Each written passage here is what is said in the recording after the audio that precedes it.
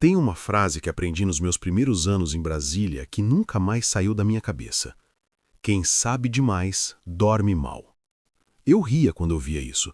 Achava que era papo de paranoico, de fraco, de quem não tinha estômago para o jogo. Hoje eu não rio mais.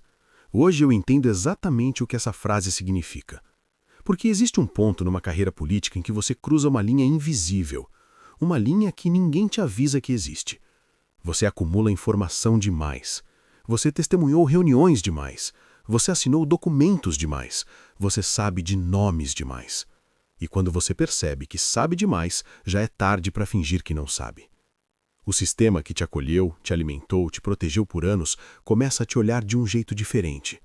Não com raiva, com cautela. E cautela em Brasília é o primeiro sinal de que alguém está pensando em como te tornar um problema administrável. Fica até o final, porque hoje eu vou te contar como foi o dia em que percebi que havia me tornado um alvo. E o que fiz a seguir mudou tudo, absolutamente tudo. Como se acumula poder demais? Para entender como cheguei até aqui, você precisa entender como funciona a economia do segredo em Brasília. Cada informação privilegiada que você acumula é como uma moeda. Uma moeda que você pode gastar para se proteger, para negociar, para avançar. No começo do meu terceiro mandato, eu tinha um cofre cheio dessas moedas. Sabia de esquemas de superfaturamento em contratos de infraestrutura que movimentavam bilhões. Tinha nomes de empresários que pagavam propina sistematicamente para pelo menos 3 ministérios diferentes. Tinha gravações, tinha e-mails, tinha prints de conversas que, se vazassem, derrubavam governos. Não que eu fosse um herói guardando tudo isso para denunciar algum dia. Longe disso. Eu guardava porque informação é poder. E poder mantém você vivo no sistema. O problema é que quando você acumula moedas demais, as pessoas ao redor começam a calcular o quanto custaria te roubar o cofre. Ou pior, te eliminar junto com ele. Você já se perguntou quantas pessoas em posições de poder no Brasil vivem com esse peso? Mais do que você imagina. E a maioria nunca vai falar sobre isso publicamente. O primeiro sinal, quando o sistema muda de postura. O primeiro sinal não foi uma ameaça, não foi uma ligação intimidadora. Foi muito mais sutil que isso. E foi exatamente por isso que quase não percebi. Foi numa votação de terça-feira, 3 meses atrás. Uma votação sobre um projeto que eu sempre apoiei. Projetos do grupo, projetos que garantem coesão. Quando levantei a mão para votar, percebi que o líder da bancada me olhou de um jeito diferente. Não era raiva, era análise. Era a expressão de alguém que está calculando. Depois da votação, no corredor, um colega de partido que almoçava comigo toda semana há 6 anos passou por mim e desviou o olhar. Não cumprimentou, não acenou, fez que não me viu. Naquela noite, liguei para o meu chefe de gabinete para marcar uma reunião que tinha agendada com o secretário estadual. Ele me disse que o secretário havia cancelado sem explicação. No dia seguinte, meu assessor mais antigo pediu demissão por mensagem, sem conversa, sem explicação. Apenas, preciso seguir em frente, obrigado pela oportunidade. Isoladamente, cada um desses eventos parece trivial. Juntos, formam um padrão que qualquer pessoa que conhece Brasília reconhece imediatamente. O sistema estava recuando de mim. E quando o sistema recua de você em silêncio, significa que algo muito barulhento está sendo planejado. A confirmação, a ligação que mudou tudo. Foi numa quinta-feira à noite que a confirmação chegou. Estava no meu apartamento em Brasília quando meu celular pessoal, o número que só 6 pessoas no mundo conhecem, tocou. Era um nome que não vou revelar aqui, mas era alguém de dentro. Alguém que devia favores que eu nunca cobrei. A conversa durou 4 minutos. Ele falou baixo, como se estivesse com medo de ser ouvido mesmo estando sozinho. Me disse que meu nome havia aparecido numa reunião que eu não teria que ter sabido o que aconteceu. Uma reunião entre pessoas cujos nomes você reconheceria imediatamente se eu os dissesse. A pauta da reunião? Como administrar o que eu sabia. Administrar, essa foi a palavra que ele usou. Em Brasília, administrar um problema político pode significar muitas coisas. Pode significar uma operação da PF batendo na sua porta às 6 da manhã com câmeras de TV estrategicamente posicionadas do lado de fora. Pode significar um processo administrativo que congela seus recursos e paralisa seu mandato. Pode significar um vazamento seletivo de informações para a imprensa que destrói sua reputação antes que você possa se defender. Pode significar outras coisas que prefiro não detalhar. Desliguei o telefone. Fiquei olhando para o teto por 40 minutos sem conseguir me mover.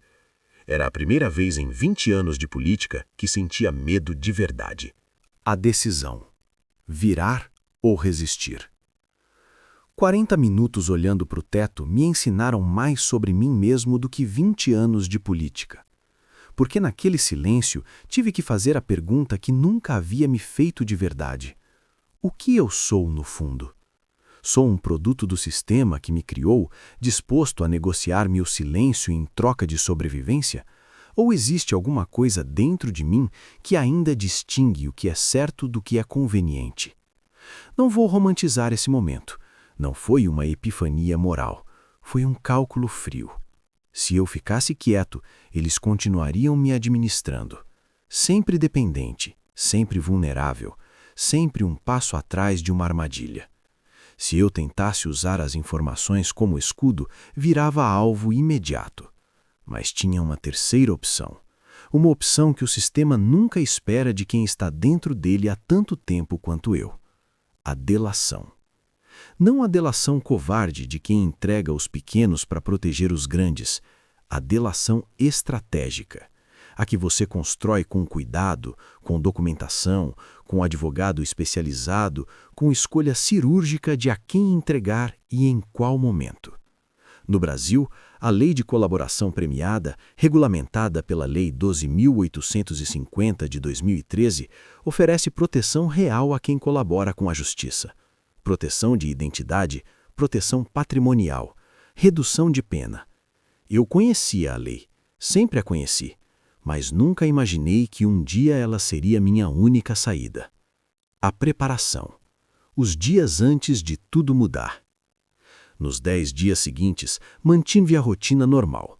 Votações, reuniões, almoços, discursos.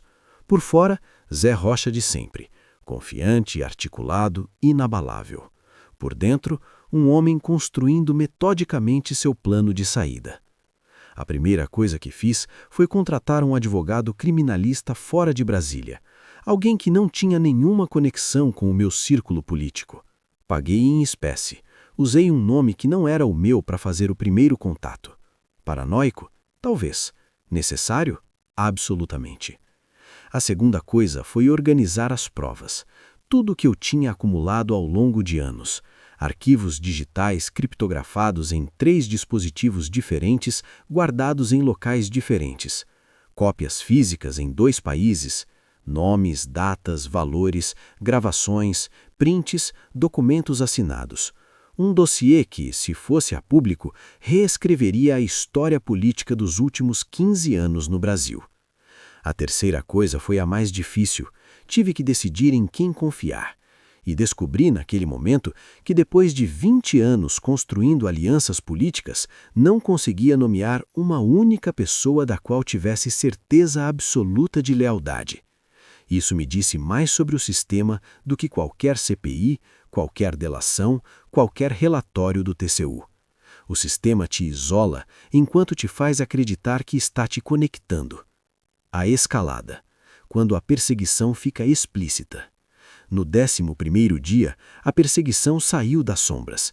De manhã cedo, um portal de notícias publicou uma reportagem exclusiva com informações sobre movimentações financeiras da minha campanha de 4 anos atrás.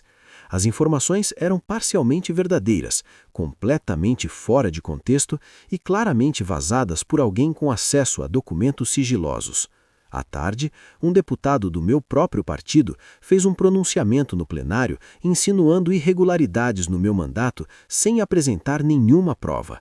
À noite, meu filho, de 19 anos, me ligou assustado porque 2 homens que ele não reconhecia estavam estacionados na casa da sua mãe, minha ex-mulher, há horas.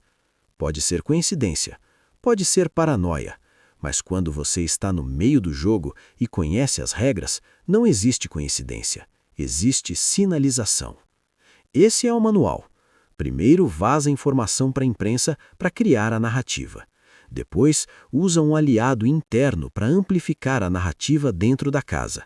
Depois, aplica pressão nos pontos vulneráveis, família, patrimônio, reputação, para acelerar a capitulação. Eu havia aplicado esse manual em outras pessoas, sabia exatamente o que cada movimento significava e sabia que o próximo passo seria o mais pesado de todos. Tem uma frase que aprendi nos meus primeiros anos em Brasília que nunca mais saiu da minha cabeça. Quem sabe demais, dorme mal. Eu ria quando eu via isso. Achava que era papo de paranoico, de fraco, de quem não tinha estômago para o jogo. Hoje eu não rio mais. Hoje eu entendo exatamente o que essa frase significa. Porque existe um ponto numa carreira política em que você cruza uma linha invisível. Uma linha que ninguém te avisa que existe. Você acumula informação demais. Você testemunhou reuniões demais. Você assinou documentos demais. Você sabe de nomes demais. E quando você percebe que sabe demais, já é tarde para fingir que não sabe. O sistema que te acolheu, te alimentou, te protegeu por anos, começa a te olhar de um jeito diferente. Não com raiva, com cautela. E cautela em Brasília é o primeiro sinal de que alguém está pensando em como te tornar um problema administrável. Fica até o final, porque hoje eu vou te contar como foi o dia em que percebi que havia me tornado um alvo. E o que fiz a seguir mudou tudo, absolutamente tudo. Como se acumula poder demais? Para entender como cheguei até aqui, você precisa entender como funciona a economia do segredo em Brasília. Cada informação privilegiada que você acumula é como uma moeda. Uma moeda que você pode gastar para se proteger, para negociar, para avançar. No começo do meu terceiro mandato, eu tinha um cofre cheio dessas moedas. Sabia de esquemas de superfaturamento em contratos de infraestrutura que movimentavam bilhões. Tinha nomes de empresários que pagavam propina sistematicamente para pelo menos 3 ministérios diferentes. Tinha gravações, tinha e-mails, tinha prints de conversas que, se vazassem, derrubavam governos. Não que eu fosse um herói guardando tudo isso para denunciar algum dia. Longe disso. Eu guardava porque informação é poder. E poder mantém você vivo no sistema. O problema é que quando você acumula moedas demais, as pessoas ao redor começam a calcular o quanto custaria te roubar o cofre. Ou pior, te eliminar junto com ele. Você já se perguntou quantas pessoas em posições de poder no Brasil vivem com esse peso? Mais do que você imagina. E a maioria nunca vai falar sobre isso publicamente. O primeiro sinal, quando o sistema muda de postura. O primeiro sinal não foi uma ameaça, não foi uma ligação intimidadora. Foi muito mais sutil que isso.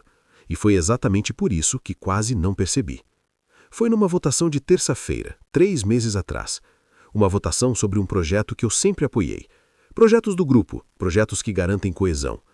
Quando levantei a mão para votar, percebi que o líder da bancada me olhou de um jeito diferente. Não era raiva, era análise. Era a expressão de alguém que está calculando. Depois da votação, no corredor, um colega de partido que almoçava comigo toda semana há 6 anos passou por mim e desviou o olhar. Não cumprimentou, não acenou, fez que não me viu. Naquela noite, liguei para o meu chefe de gabinete para marcar uma reunião que tinha agendada com o secretário estadual. Ele me disse que o secretário havia cancelado sem explicação. No dia seguinte, meu assessor mais antigo pediu demissão por mensagem, sem conversa, sem explicação. Apenas, preciso seguir em frente, obrigado pela oportunidade. Isoladamente, cada um desses eventos parece trivial. Juntos, formam um padrão que qualquer pessoa que conhece Brasília reconhece imediatamente. O sistema estava recuando de mim. E quando o sistema recua de você em silêncio, significa que algo muito barulhento está sendo planejado. A confirmação, a ligação que mudou tudo. Foi numa quinta-feira à noite que a confirmação chegou. Estava no meu apartamento em Brasília quando meu celular pessoal, o número que só 6 pessoas no mundo conhecem, tocou. Era um nome que não vou revelar aqui, mas era alguém de dentro. Alguém que devia favores que eu nunca cobrei. A conversa durou 4 minutos. Ele falou baixo, como se estivesse com medo de ser ouvido mesmo estando sozinho. Me disse que meu nome havia aparecido numa reunião que eu não teria que ter sabido o que aconteceu.